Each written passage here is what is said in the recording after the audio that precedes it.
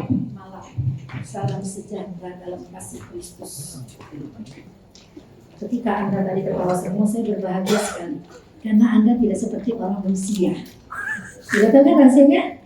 Orang Rusia tidak suka tersenyum. Senyumnya mahal, tapi kita bukan seperti orang Rusia. Kita anak-anak Tuhan yang diberkati, yang penuh dengan keramahan. Amin. Amin. Minggu yang lalu, Kamis yang lalu, saya bicara tentang siapa yang ingat judulnya? Apa nggak dikasih judul? Ada yang ingat nggak minggu lalu? Nggak usah judulnya dah. Apa kira-kira topiknya itu? Siapa yang datang juga Kamis yang lalu? Ya. Wah, nggak ada yang datang. Kamis yang lalu. Kasihan bener, nggak ada yang datang Kamis yang lalu. Nggak ada yang ceritakan masalahnya. Gampang banget. Ceritanya tentang apa? Contohnya kapal Titan ya, yang peka terhadap suara Tuhan ya. Malam ini saya mau bicara kemarin peka terhadap Tuhan. Tuhan kasih peringatan apa? Malam ini mau saya sambung lagi dengan jangan abaikan kalau ada peringatan daripada Tuhan. Itu sangat berbahaya sekali ya. Coba apa? Kita baca Amsal 3 ayat 11-12. Amsal 3 ayat 11-12.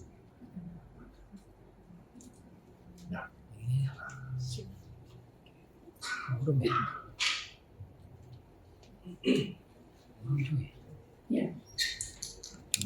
2, 3. Hai anakku, janganlah engkau menolak didikan Tuhan, dan janganlah engkau bosan akan peringatannya. 12. Karena Tuhan memberi ajaran kepada yang dikasihinya, seperti ayah kepada anak yang disayanginya. Amin. Biasakan habis baca firman Tuhan, katakan amin. Artinya kita percaya sama firman yang kita baca itu ya. Jadi jangan menolak didikan ya. Didikan daripada Tuhan, karena Tuhan memberi ajaran kepada yang dikasihinya. Nanti di dalam perjanjian baru dikatakan begini, kalau kita nggak mau dengar diajar, dia akan hajar. Wah, karena itu relakanlah hatinya, hatimu bukan hatinya, hatimu. Perjanjian baru tuh, perjanjian lama di Amsal katakan karena Tuhan memberi ajaran kepada yang dikasihinya seperti seorang ayah kepada anak yang dikasihinya. Tapi di dalam perjanjian baru nanti dikatakan kalau diajar tidak mau dengar maka dihajar. Karena itu relakan hatimu. Wow. Kalau nggak mau diajar, dihajar. Udah gitu firman Tuhan bilang relakan hatimu. Artinya ketika kamu bandel, ketika kamu ngeyel, ketika kamu nggak mau nurut sama firman Tuhan, padahal udah diperingatkan, Tuhan bilang kamu akan dihajar. Kalau sudah dihajar, Tuhan bilang relakan hatimu. Artinya terima.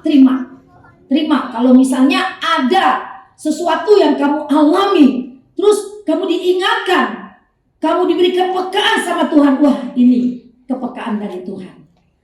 Lalu orang itu akan berkata, iya mungkin ini karma saya. Ada seorang anak Tuhan yang begitu, yang lagi sakit parah. Saya bilang kamu yang kuat ya, terima aja semuanya. Selalu mengucap syukur kepada Tuhan. Iya tante, saya terima, ini karma saya. Sebetulnya bukan karma, ada sebuah peringatan-peringatan dari Tuhan. Maka kalau di dalam renungan pagi itu seringkali saya bilang begini, Tuhan berkarya lewat masalah yang kita alami. Tuhan bekerja lewat kejadian-kejadian. Tuhan memberikan peringatan lewat kejadian-kejadian. Asal kita tetap percaya, lebih percaya mujizat itu ada. Amin. Amin. Malam ini firman Tuhan dengan tema jangan abaikan peringatan Tuhan. Ayatnya di dalam Ibrani pasal 2 ayat 1-4. Ibrani 2 ayat 1-4. Kita lihat. 1, 2, 3. Baca bersama-sama. Karena itu harus lebih teliti kita memperhatikan apa yang telah kita dengar, supaya kita jangan hanyut di bawah arus. Sebab kalau firman yang dikatakan dengan perantaraan malaikat-malaikat tetap berlaku, dan setiap pelanggaran dan ketidaktaatan mendapat balasan yang setimpal, bagaimanakah kita akan luput jikalau kita menyia-nyiakan keselamatan yang sebesar itu yang mula-mula diberitakan oleh Tuhan dan oleh mereka yang telah mendengarnya kepada kita dengan cara yang dapat dipercayai. Sedangkan Allah meneguhkan kesaksian mereka oleh tanda-tanda dan mujizat-mujizat dan oleh berbagai-bagai pernyataan kekuasaan dan karunia Roh Kudus yang dibagi-bagikannya menurut kehendaknya. Ayat yang pertama. Karena itu harus lebih teliti kita memperhatikan apa yang telah kita dengar. Yang kita dengar apa? Firman Tuhan. Maksud ayat ini bukan apa yang telah kau dengar di YouTube, di mana-mana. Tapi karena itu temanya adalah keselamatan yang besar. Firman Allah memperingatkan karena itu harus lebih teliti kita memperhatikan apa yang telah kita dengar. Supaya kita jangan terhanyut di bawah arus. Dulu Ancol waktu baru buka kolam renangnya terkenal banget. Saya ingat saya masih sekolah SMP. Gak bisa berenang tapi senang kalau diajak berenang ya. Saya selalu milih berenangnya di mana? Di kolam arus. Gak usah begini-begini. Gak usah kodok, gak usah gaya bebas, gak usah gaya nyilem apa gitu-gitu gak usah. Jalan aja ntar didorong sama arus. Enak, hanyut. Gak usah ngapa-ngapain. Itu dulu di Ancol. Kan kayaknya norak banget gitu waktu dia baru buka. Sekarang mah udah gak heran-heran gitu ya. Di mana-mana sekarang waterboom itu keren banget gitu ya. Nah saya ingat ketika baca ini. Supaya kita jangan hanyut di bawah arus. Nah begitu banyak kan orang yang udah lupa Tuhan. Begitu banyak orang yang sudah meninggalkan ibadah. Begitu banyak orang yang tiba-tiba pindah agamanya. Karena hanyut terbawa arus. Arusnya apa? Banyak macam-macam. Arus pergaulan apa? Wah kayaknya enak nih ada di lingkungan LGBT. Gitu ya. LGBT itu punya pemahaman yang baik banget loh. Dia menerima kau apa adanya. Nah begitulah orang enjoy di situ. Welcome. Dia nggak melihat apa kekuranganmu. Makanya kita di gereja harus bisa menerima. Bukan LGBT. Menerima keadaan sifat orang yang berbeda-beda dengan kita. Kan ada yang masih bayi rohaninya. Ada yang udah 5 tahun. Ada yang rohaninya udah tingkatnya tinggi. Gitu. Ada orang yang karakternya belum berubah. Walaupun dia rajin ibadah. Nah ini yang saya katakan kita harus menerima semua orang dalam keadaan apapun. Jangan orang datang ke gereja kita bilang, wah dia itu orang munafik. Wah dia itu kalau di pasar ditakutin orang. Jangan. Ya, gereja harus membuka tangan buat orang-orang yang di luar tertolak. Yesus mau terima siapa aja. Amin. Jangan kita gereja mengkotak-kotakan orang. Kita nih anak-anak Tuhan. Keluarga Sekinah jangan sampai kita mengkotak-kotakan orang. Terus kita bikin tembok. Wah di sini orang kudus. Di sini kurang kudus. Di situ kudis. Jangan ya. Ini gak boleh ada tembok nih di antara kita semua welcome. Karena kalau enggak kita akan tergerus oleh arus. LGBT dia pakai simbol pelangi. Warna-warni. Dia terima. Di luar ditolak. Ayo welcome. Come and join us. Orang udah berbahagia di luar. Gua dikucilkan. Di luar gua gak dianggap. Di sini kok gua disambut dengan baik. Dikasih kepercayaan. Wow, hati-hati. Firman Tuhan. Roh Kudus bicara sama saya. Bicara tentang ini. Kita harus lebih teliti. Memperhatikan apa yang telah kita dengar. Artinya firman Tuhan yang kau dengar itu kau perhatikan. Supaya kita jangan terbawa arus. Sekarang ini arusnya banyak. Rihini ya namanya ya. Siapa tuh si kembar yang nipu? Keren itu kembar, lumayan mukanya, tapi dia pekerjaannya penipu. Kita gak mau seperti itu.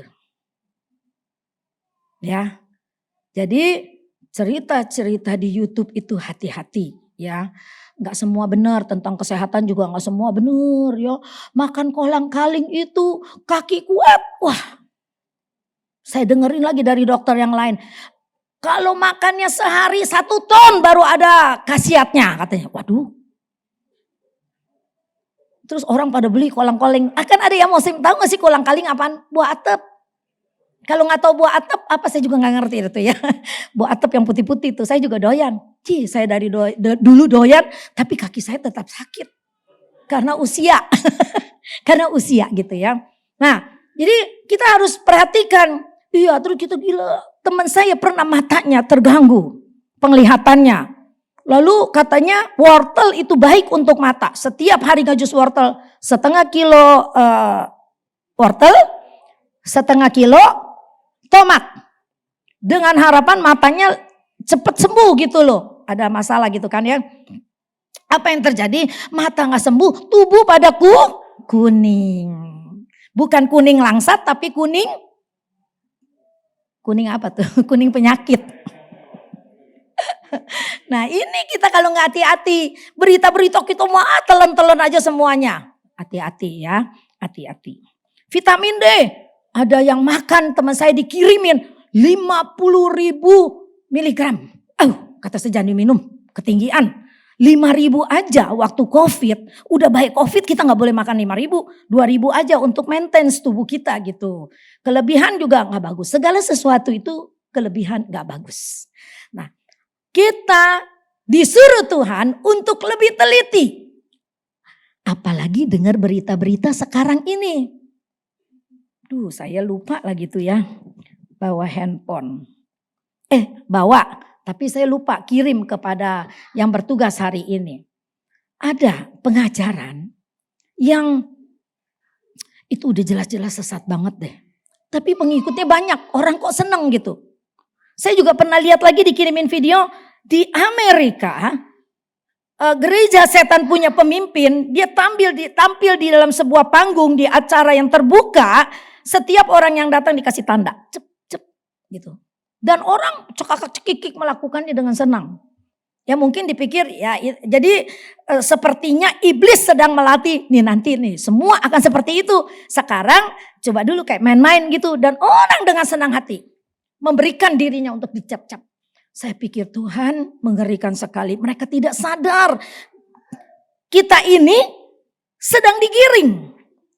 Menjadi satu dunia dengan satu pemimpin. Itulah antikris. Yang dikatakan hatinya seperti binatang. Dulu saya gak ngerti, saya pikir waduh pasti itu binatang antikris itu mengerikannya luar biasa. Ternyata bukan. Yang menjadi antikris adalah nanti Mamon. Orang yang gila duit. Dengan duit segala macam dilakukan. Yang penting gue banyak duit, gue kendalikan dunia, gue kendalikan dagang, satu mata uang, satu pemerintahan, satu undang-undang. Semua orang harus nurut kepada Mamon yang menguasainya itu. Bukankah sekarang sedang digiring ke situ kita ini ya?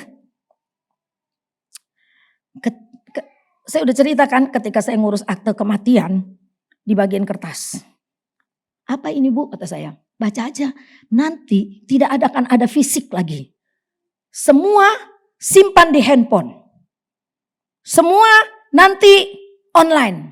Tidak ada fisik. Artinya tidak ada lagi surat akte kematian, akte kelahiran.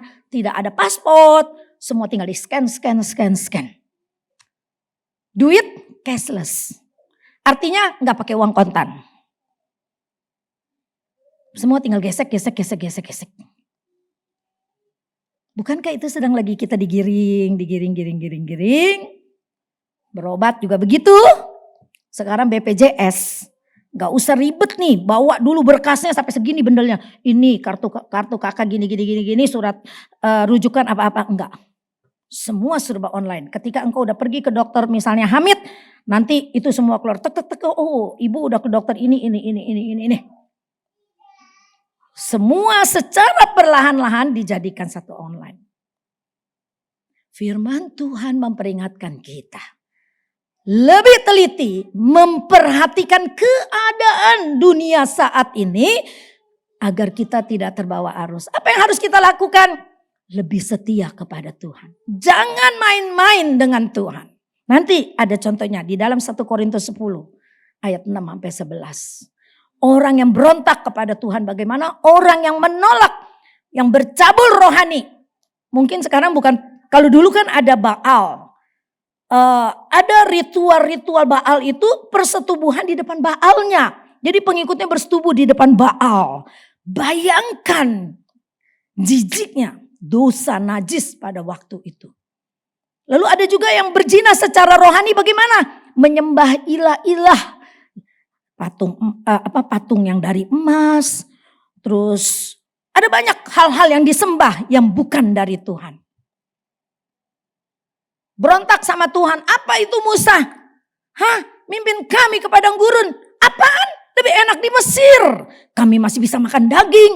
Kami masih bisa kondangan gitu. Kira-kira gitu ya. Kami masih bisa makan bakmi popo lagi. Misalnya kalau ada bakmi popo pada waktu itu. Ngomel-ngomel kepada Musa sebagai wakil Allah. Dan semua Tuhan dengar. Tadi ya Tikus Rini ngajak kita nyanyi. Hidup ini adalah kesempatan. Itu lagu paling saya suka. Karena apa? Polisi yang di seberang rumah Dedi Sungkana, tiba-tiba meninggal ya Dedi ya. Tadi saya ketemu Dedi, di mana dia duduk? Oh iya sorry gitu gede. Sorry nggak kelihatan. Kamu pakai masker sih, jadi kegantengannya tuh kelihatan separoh. Ya, tiba-tiba meninggal, saya juga sampai kaget. Orang yang muda gagah bener gak ya? Semangat, sehat. Tiba-tiba meninggal. Dia tidak punya kesempatan lagi untuk mungkin minta maaf kepada istri. Dia tidak punya kesempatan lagi untuk menceritakan, papa nanti punya apa-apa di mana. Tidak ada lagi kesempatan. Bagaimana nih kita yang setiap Kamis, Minggu duduk di dalam gereja kalau tiba-tiba Tuhan panggil dan kita gak pernah bertumbuh kerohaniannya. Kita gak peduli itu pengkhotbah ngomong apa. Dia ngomong apa sih, gue gak pernah ngerti. Karena kita gak berusaha membuka hati, Roh Kudus menjamah kita mengerti firman Allah. Ketika Tuhan panggil lewat kesempatan itu. Akhirnya kita bukan ada di dalam sorga yang mulia. Orang tanya saya, mimpi gak? Emang kalau mimpi mau ngapain? Saya ditanya orang begitu melulu. Kalau zaman dulu ditanya mimpi gak? Pasang nomor. Iya kan dulu ya, dikit-dikit nomor. Kita bertamu aja ke rumah orang, mobilnya nomor berapa? 1246, pasang. Nomor, besok tembus. Kalau kebetulan tembus ya tembus gitu. Aduh, orang saya bilang saya gak pernah mimpi apa-apa. Kenapa? Karena saya percaya dia sudah tenang di tempat yang Tuhan sudah disediakan. Amin. Yang bisa datang begini ya, papa lu datang minta makan. Ayo, kita ini anak Tuhan ya. Tapi dimimpiin, papa datang minta makan. Percaya gak terus? Terus kamu ke kuburan tuh. Ngomong di kuburan, papa minta makannya. Ini aku bawain babi cin kesukaan papa. Ditaruh di situ. Dikerubutin semut laler. Yang makan semut dan laler. Kalau papa kita atau suami kita atau istri kita meninggal di dalam Tuhan dan kita tahu selama hidupnya dia setia, dia tidak jahat, dia bukan perampok, dia bukan pemerkosa, dia bukan apa-apa. Kita percaya dia ada di tempat yang aman, benar? Dia tidak akan datang dalam mimpimu. Karena yang datang itu adalah iblis yang menyerupai engkong, yang menyerupai papa kita, yang menyerupai suami kita. Suami kita, suami saya. Bukan kita, gue gitu ya. Kalau kita berarti suami kita semua dah. Bukan ya, suami tante gitu ya. Jadi jangan kecil hati. Suamimu masih ada di sampingmu, jaga dia baik-baik. Dia datang menyerupai orang yang kita kasihi. Jangan terkecoh, maka percaya betul-betul kepada firman. Buka hati ketika firman ditaburkan, percaya dan lakukan. Ketika mengalami jamahan Roh Kudus menjamah saya. Ketika tadi puji-pujian, aduh aku dijamah oleh Roh Kudus, gak terasa air mata berurai. Pulang ke rumah, Tuhan aku mau lebih setia lagi. Tadi aku mengalami jamahan. Saya sedih nih, di retret mengalami jamahan yang luar biasa. Tapi kok saya lihat kagak datang-datang nih di ibadah kemis nih. Wah, saya pergumulan itu. Saya berdoa, Tuhan yang dijamah di retret itu biarlah Tuhan kirim mereka setia beribadah kepada Tuhan. Sebab jamahan Tuhan bukan main-main. Ketika kita menolak, itu biasa aja, udah sesaat. Berarti kita menolak. Menolak sentuhan Roh Kudus yang mengingatkan kita, ayo beribadah kepada Tuhan. Yuk kita baca 1 Korintus 10 ayat 11. Ayat 6 sampai 11.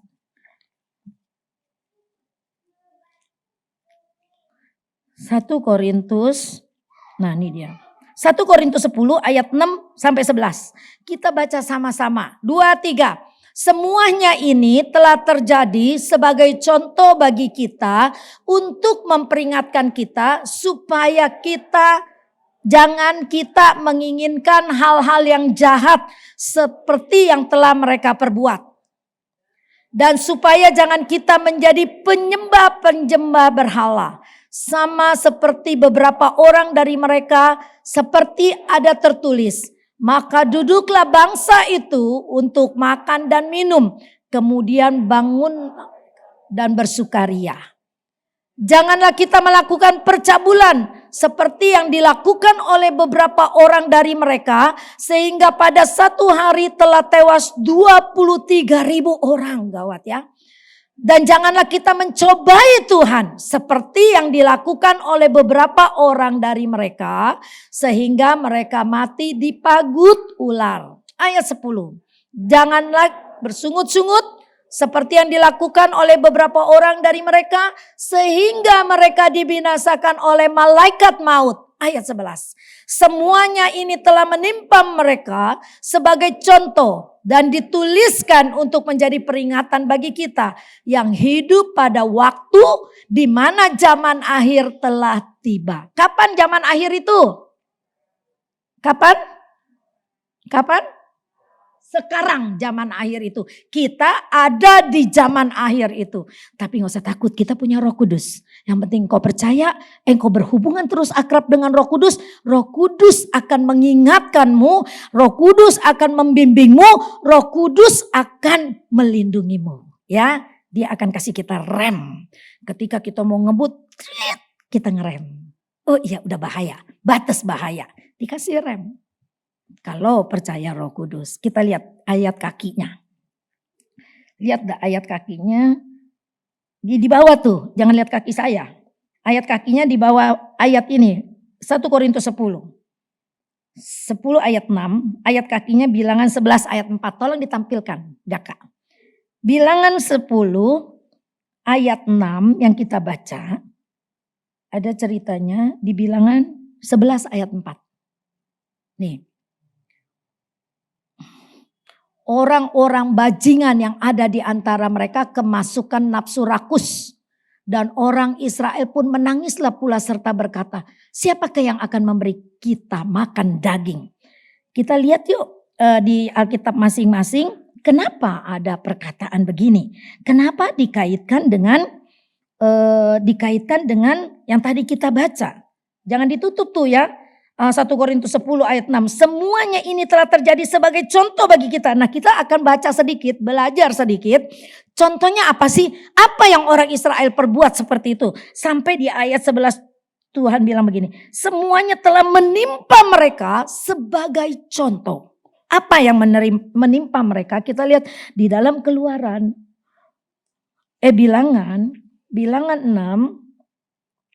Bilangan 6 tadi kita lihat yuk judulnya temanya bilangan 6. Padahal udah ditandain tadi itu ya. Bilangan 6. Temanya apa tuh perikopnya? Judul dari pasal 6 tuh apa?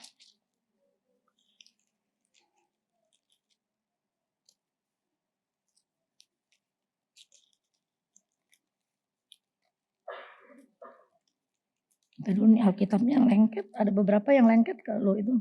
Bilangan 6 mengenai hukum kenaziran. Tuhan berfirman kepada Musa. Salah. Bilangan 11 ngaco. Bilangan 11 ayat 6. Maaf ya. Bilangan 11 ayat 6 bilang begini. Tetapi ayat 4. Orang-orang bajingan yang ada di antara mereka kemasukan nafsu rakus dan orang Israel pun menangislah pula serta siapa yang akan memberi kita makan? Kita teringat kepada ikan yang kita makan di Mesir dengan tidak bayar apa-apa. Kepada mentimun dan semangka, bawang perai, bawang merah dan bawang putih. Tetapi sekarang kita kurus kering, tidak ada sesuatu apapun kecuali mana ini saja yang kita lihat. Jadi mereka ngedumel. Ngedumel cuma makan mana yang kecil-kecil kayak biji ketumbar gitu ya. Waktu itu belum dikirim daging. Jadi mereka rindu sama daging. Nanti akhirnya Tuhan kirim burung gagak. Burung puyuh. Burung puyuh apa burung gagak ya? Burung puyuh. Ya, Tuhan kirim itu. Nah, jadi mereka bersungut-sungut begitu Tuhan marah. Mereka gak bersyukur. Padahal Tuhan bawa mereka dari Mesir keluar ke negeri perjanjian. Supaya mereka terlepas dari roh perbudakan. Nah ini banyak orang juga kita nih seperti itu. Tuhan sedang bimbing kita keluar dari roh perbudakan dosa. Tapi kita gak sadar kita kembali lagi kepada dosa. Maka Tuhan bilang di di 1 Korintus 10 ayat 6. Semuanya itu telah terjadi sebagai contoh bagi kita untuk memperingatkan kita supaya kita jangan menginginkan hal-hal yang jahat seperti yang telah mereka perbuat. Sampai dibilangnya apa tadi? Setan rakus, bajingan rakus. Ya, sampai Alkitab pakai bahasa bajingan rakus. Karena yang dipikirin makanan. Dia gak pikirkan keselamatan. Nah ini bahaya nih. Kita nih kalau mikirin cari duit sampai kita gak mau mikirkan keselamatan. Nah ini bisa disamakan dengan bajingan. Yang ada di antara mereka kemasukan nafsu rakus. Alkitab sampai pakai istilah itu. Nah ini hal-hal yang menimpa orang Israel pada waktu itu.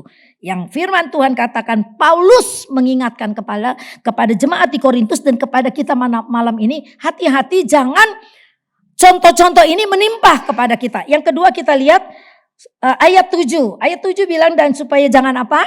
Ayat 7 1 Korintus 10 ayat 7 kita buka ayat kakinya Keluaran 32 ayat 6. Keluaran 32 ayat 6.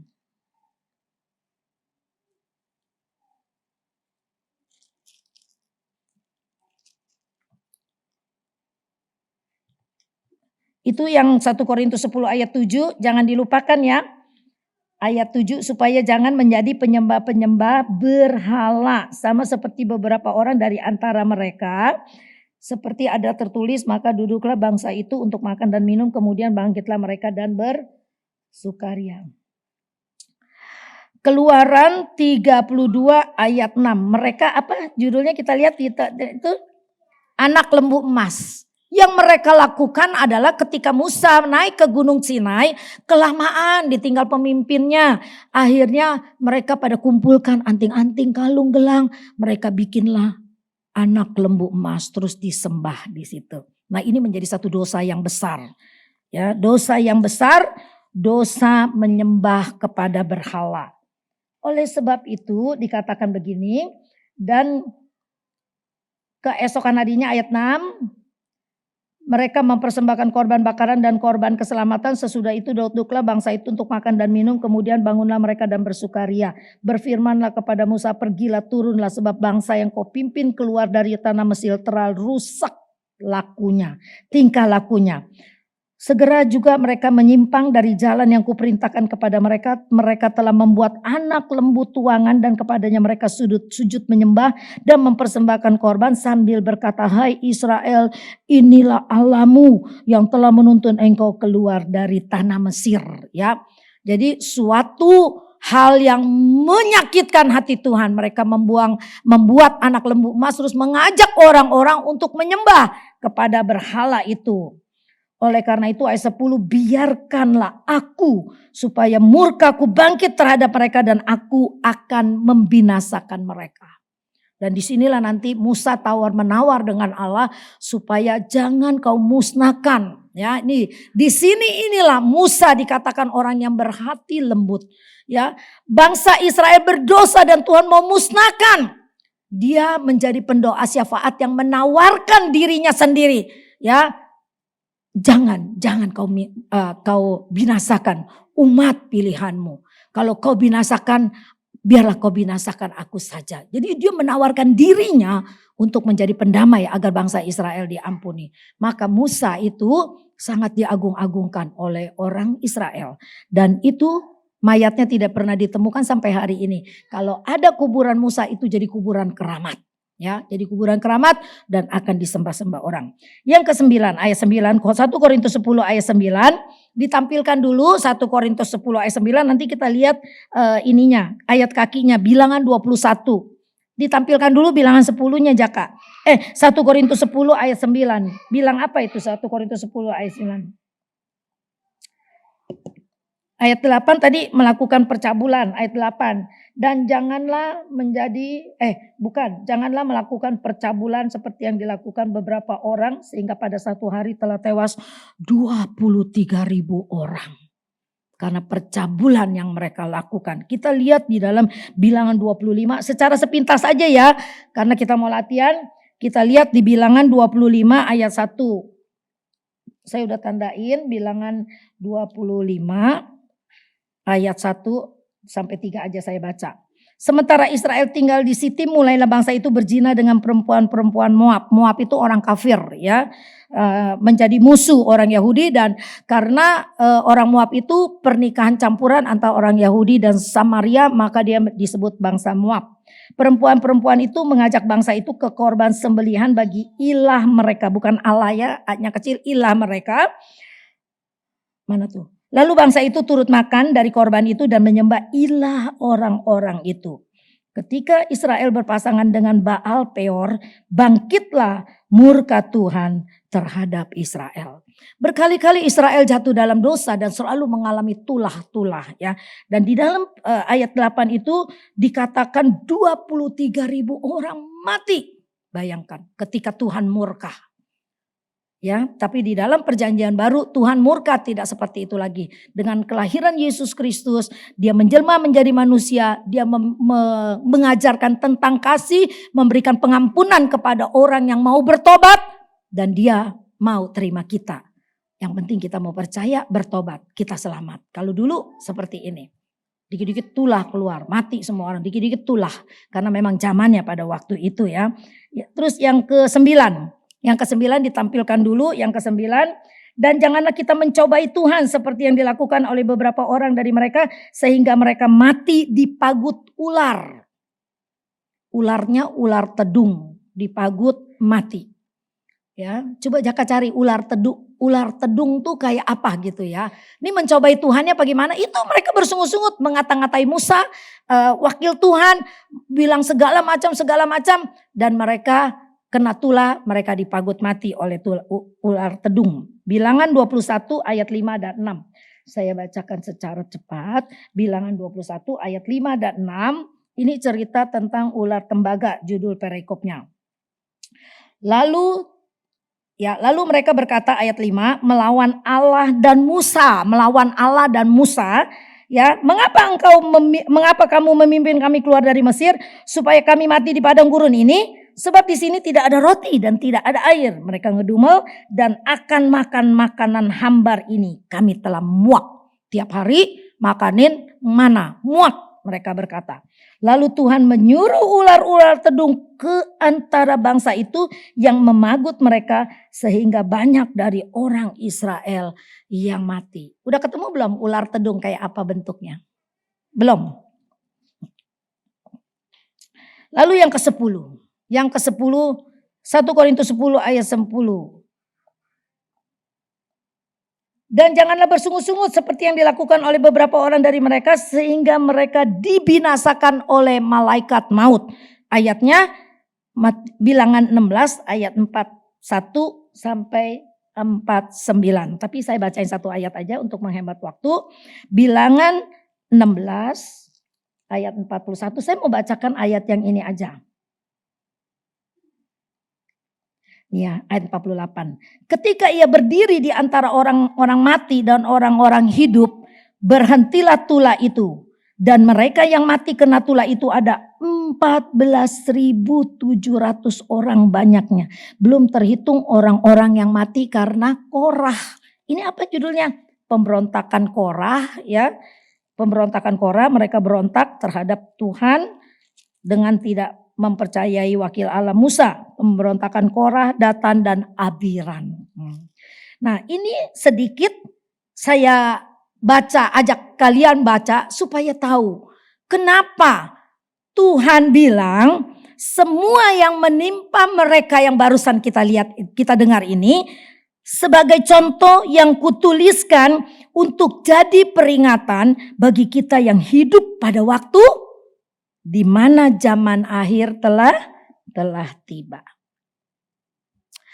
Ada kesusahan, ada masalah. Ya, waktu tsunami terjadi ya tahun 2004 di Aceh, kan banyak orang yang mati karena orang nggak ada peringatan loh, nggak ada peringatan BMKB. Sejak peristiwa itu BMKB kerjaannya lebih kelihatan, dikit-dikit laporan. Setiap hari ada notification, gempa bumi sekitar sini tidak berpotensi tsunami, tiap hari ada peringatan. Nah, pada waktu itu ada kisah yang luar biasa ini, saya baca ya. Di Pulau Simeulue, susah sebutnya ya. Pokoknya kira-kira gitu, Pulau Simeulue. Yang 150 km dari lepas pantai Aceh. Pulau ini merupakan titik pusat gempa dengan kekuatan 8,5 SR di bawah laut, benar ya? SR. Ya, skala Richter di bawah laut dan total 70 jiwa. Ya, pulau yang tadi saya katakan tuh Simeulue itu, pulau itu merupakan titik pusat gempa yang hebat pada waktu tsunami terjadi. Tetapi justru di pulau itu ada populasi orang-orangnya 70.000 jiwa yang ada. Tapi yang meninggal cuma 7 orang. Yang meninggal cuma 7 orang. Kenapa? Padahal pusat gempanya di situ. Nah, ternyata begini. Lebih dari seabad penduduk di sana berpegang teguh pada peringatan dan cerita tetua mereka. Yaitu nenek moyang. Tentang gelombang-gelombang raksasa yang telah membinasakan ribuan orang di pulau itu pada tahun 1907. Ternyata pada tahun nah itu ular tedung, sampai kaget saya, dia Jaka gede banget, sampai kaget. Ya, lagi cerita tsunami, ular datang. Waduh si Jaka. Ya, jadi gelombang-gelombang raksasa yang telah membinasakan ribuan orang di pulau itu pada tahun 1907.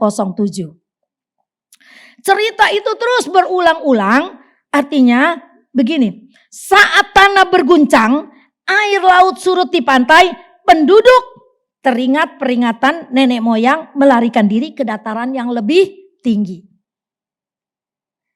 Ingat gak cerita tsunami? Saya lagi di Penang, tinggal di Malaysia. Itu tiba-tiba air laut surut, ikan banyak gelepar-gelepar di pantai, orang-orang bawa ember meraup ikan. Ternyata gak beberapa menit mereka disapu oleh gelombang raksasa itu dan mati semuanya. Yang lagi mungut-mungutin itu. Coba bayangkan. Tapi orang Pulau Simeulue ini, mereka tiap tahun ingat. Kalau ada gelombang raksasa, walaupun belum ada peringatan BMKG, mereka naik ke dataran yang lebih tinggi. 70.000 populasinya, cuma 7.000 yang meninggal. Padahal jumlah yang meninggal itu sangat banyak. Ratusan ribu orang sampai seluruh dunia menaruh simpati kepada Indonesia. Karena apa mereka selamat? Karena mendengar peringatan-peringatan. Mengingat peringatan-peringatan itu. Nah, Kamis yang lalu saya kan bilang, kenapa kapal Titan itu, ini orang kaya semua itu yang bisa naik, cuma 5 orang tuh konglomerat tuh. Salah satunya katanya YouTuber yang sangat terkenal dan sangat kaya. Udah pasti canggih dong, kan bawa orang kaya nih. keselamatannya mahal banget gitu kan. Tapi mereka tidak percaya peringatan. Mereka tidak percaya kepada peringatan, jangan ini kapal belum memenuhi standar sepenuhnya. Gak percaya. Mereka terus naik ke kapal selam, terus nyelamlah di dalam dasar laut. Terus tiba-tiba ada laporan, hilang, gak tahu kemana. Gak tahu, gak lama lagi kelihatan. Mereka ternyata meledak di bawah laut. Karena tidak mau dengar peringatan. Malam ini Tuhan bilang jangan abaikan peringatan itu. Kamis yang lalu Tuhan taruh peka terhadap peringatan-peringatan Tuhan. Ketika saya divonis dokter kanker payudara tahun berapa ya? 1973 apa ya? Udah lama banget sih ya, masih muda. Terus itu kanker, belum musim saya udah kena kanker kata dokter. Begini-begini, waduh saya pikir umur saya tinggal 2 bulan, saya nangis terus. Nah di situ penyakit itu bukan membuat saya down, tapi saya berbalik kepada Tuhan. Tuhan, saya mau lebih dekat sama Tuhan karena usia saya paling tinggal 2-3 bulan. Saya mau lebih dekat sama Tuhan, saya mau setia, saya mau melayani Tuhan sungguh-sungguh. Akhirnya timbul satu gairah, saya mau jadi hamba Tuhan. Itu awalnya peringatan dari Tuhan penyakit. Kan banyak kesaksian juga hamba Tuhan ya, udah mau mati. Janji, Tuhan kalau aku hidup aku mau melayani pekerjaan-Mu. Tapi ada orang yang gak peka. Apa Tuhan, aku udah setia sama-Mu, masa penyakitku tidak disembuh-sembuhkan? Ini gak peka sama peringatan. Pernah gempa di Bantul, saya ke Bantul, bawa bantuan sama ibu-ibu di sini ya. Waktu itu kita ngumpulin uang jemaat, pergi ke Bantul. Terus ketemu beberapa hamba-hamba Tuhan yang gerejanya rusak. Terus ada yang udah mulai dibangun secara sederhana karena kebaktian harus berjalan. Bagaimana Pak keadaan setelah ini Pak, setelah gempa? Yang pasti katanya gereja jadi penuh, tadinya kosong. Sebelum gempa, tadinya kosong, orang udah abaikan. Nggak mau ke gereja, males. Kalau sempat baru ke gereja. Udah gempa memporak-porandakan keadaan kota, baru sadar gereja penuh. Bukankah itu peringatan dari Tuhan buat kita lebih dekat sama Tuhan? Amin. Jadi setiap masalah tuh ada hikmahnya. Bukan berarti lu sih dosa lu banyak banget, jangan. Jangan menghakimi itu. Bertobat lu. Nah, siapa kita ya? Bertobat lu, makanya lu dihajar terus sama penyakit demi penyakit. Enggak begitu, Tuhan enggak begitu. Tapi setiap kejadian ada peringatan. Kalau kita dikasih sakit, ternyata Tuhan mau kita dekat sama Dia. Karena ketika kita sakit, kita berdoa, apalagi kalau ada tanda-tanda kayaknya enggak sembuh nih. Aduh, doanya mesti gencar. Jangan udah ada tanda-tanda enggak sembuh, masih ngeyel-ngeyel, enggak mau dekat sama Tuhan, enggak mau berdoa. Ini namanya orang yang tidak mau diperingatkan. Tidak peka terhadap peringatan, malah mengabaikan peringatan itu. Maka firman Tuhan bilang, peringatan ini jadi contoh, jadi peringatan bagi kita yang hidup di akhir zaman. Udah ya, masih banyak sih yang mau diomongin tapi saya gak enak. Kayaknya Samuel udah ngelirik-ngelirik. Karena mau latihan ya, Nanti kita sambung-sambung lagi biar walaupun cuma sedikit-sedikit ya. Yang penting setia, setia dan setia. Ya. Saya senang tadi Yati udah kembali lagi beribadah. Saya berdoa supaya Yati lebih setia sama Tuhan ya. Jangan kita bersaksi begini loh, hidup ini adalah kesempatan. Kita nyanyi dengan begitu indah. Terus tahu-tahu nggak nongol-nongol lagi. Waduh, saya ini berat doanya ya. Jadi kalau kita udah katakan hidup ini adalah kesempatan, pergunakan kesempatan itu. Jangan sia-siakan. Amin.